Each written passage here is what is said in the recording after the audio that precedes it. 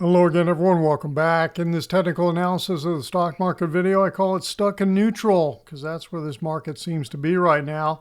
We're going to focus on the Russell 2000 ETF IWM today, dive in and take a look at the Elliott Wave picture on it. Look at several indicators that kind of tell that message about being stuck in neutral. And then, one sector, of course, that's not stuck in neutral is the semiconductors, which have really gotten a little extreme. We'll take a look at SMH. Okay, so here's the picture with the industrials, the S&P 500, and the NASDAQ 100. Dow Industrials up 112 points. S&P 500 up 69.5 on this is a weekly basis. New all-time weekly closing high in here. NASDAQ 100 up 464 points. Same thing. New all-time closing high on a weekly basis. So we have divergence that's showing up in here. Now, I'll tell you, it does. What catches my eye is that when you look at this, and let me try to shrink this down a little bit, it reminds me of 21. Okay, if we look at the S&P 500, it reminds me of 21. We're pushing. See how we had divergence? And then we get this sharp pullback. Okay, well, we don't have divergence in the push here, so that's not similar, but we got this sharp pullback, okay, right like this, just like this. And now we turn around, we push higher. Well, at any point in here, you would say, well, divergence. Yeah, higher. That could exactly be what's going on in here. And on my Elliott Wave picture, I still think that we got a little bit more to go in here. So it'll be interesting to see, do we continue to push up and get into overbought territory again on the RSI, but create a divergence at a much higher price in here, a la what happened at the end, the fall and the winter of 2021. Okay, all right, so that's the interesting thing that kind of caught my eye here on at least on the S&P 500. And let's take a look at the side-by-side view of the industrials and the transports. We're not getting any clarity here. I mean, the transports just keep doing this, just keep rounding over like this, and they're just not in sync. They're just not in sync at all. And so the real question is the transports going to get in sync with the industrials, or is the industrials going to get in sync with the transports? That's what's going to be really, really interesting here over the next few weeks and months.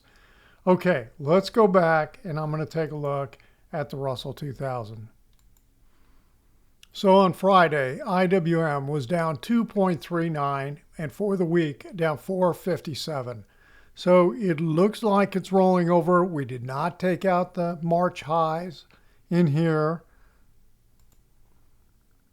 And when I look at my Elliott Wave picture that I've got, let's look at it on a weekly basis first.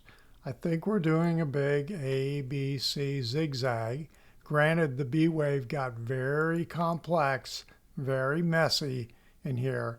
But right now, the move down coming off that high, which occurred in March, seems to be playing out. And look at this last week's worth of trading, closing below the prior range of the prior 4 weeks.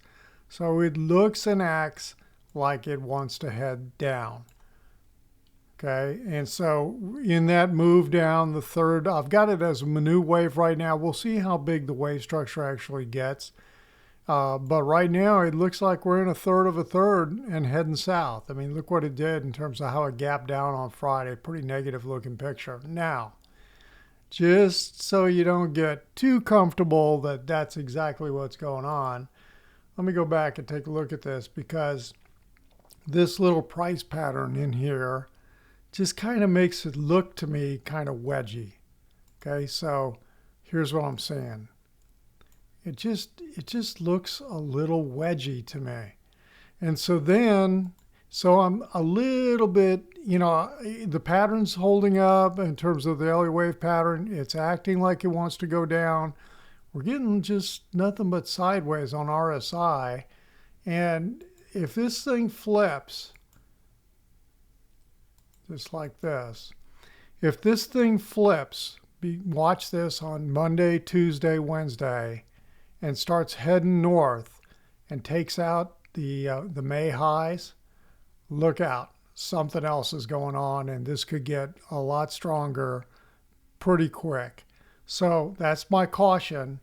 You know, you got to go with what the price action is doing right now. The price action is looking and acting like it wants to head south, and I'm losing my voice.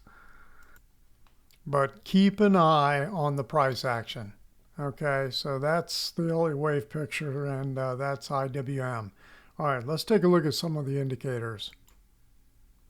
And yes, I'm struggling with my allergies here today. Okay, so the VIX down 36 cents on Friday, down 70 cents for the week. Now this dashed line right here, the red line, we've got that. I've got that as the weekly close. So that is the lowest weekly close that we've had this year. And it goes way, way back into the 2020, I believe, March of 2020. Let's just take a look. You know, I mean, you got to go all the way back over here to be that kind of low. Okay, and actually, in terms of a close, I mean, what's that? April of 2019. So we're down into some pretty significant, I don't know what the right word is, calm, indifference. You know, there's no fear in the market. And so what's interesting, you know, I talked about the market being in neutral, and let's just take a look at that right now. Okay, let me pull up the equity put to call index. Okay, so this comes from the Chicago Board of Options Exchange, and it's on equity only. It's not on indices. So 58 puts for every 100 calls on Friday keeps the 10-day moving average at 0.66. Okay, so what's interesting is this is not on the 10-day. This is not any kind of extreme reading whatsoever. Okay, for the most recent extreme, a little 3 days in January for a little bit, and that's not even really extreme.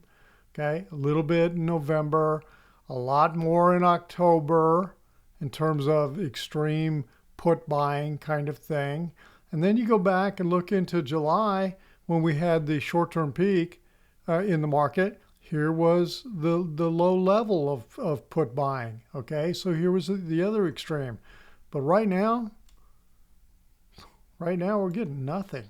Okay, there's just no extreme sentiment coming out of the option pits. Now I know there's a whole heck of a lot of activity going on with the 0-day to expiration options and all that crazy kind of stuff, but this still gives a pretty reliable reading on sentiment on the market. So anyway, it's, you know, I'm not going to ignore it, you know, just because all of a sudden it's not giving me a reading. You know, we keep tracking it. We look at it weekly, almost daily, honestly. Well, let's take a look at the short-term trading index. Where is that? The trend right here. Let's just look at the daily view. Okay, so extreme readings when you get closes above 2, down here down below 0.5 or in the neighborhood of 0.5 on the short-term trading index, the trend. Well, we're sitting at 0.99. The 10-day is 1.05 right in here. We're just right in the range. I mean, it's dead neutral. I mean, no extreme.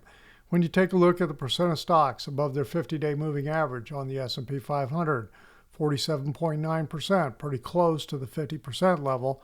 You know, a week ago on May 31st, it closed right at 50%, you know, 50-50, you know, so it was right at the midpoint of the entire range.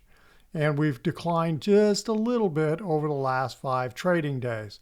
When you look at the New York Stock Exchange, we're sitting at 50.7%. Yeah, we're down from a week ago, but again, we're kind of in that neutral territory to me.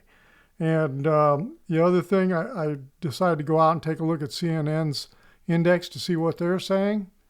Neutral. Yeah, and so I think that's pretty good, you know, reading on where we're at right now in terms of the sentiment. Now, there's no there's no fear of missing out necessarily, except in some sectors, maybe like, you know, when you get over into semiconductors, you got to wonder about that. Let's take a look at SMH. Where is it? Okay, here we go. Okay, so, you know, we're getting up here. SMH, I think, has been up, I think, like 44% from the close at the end of 23.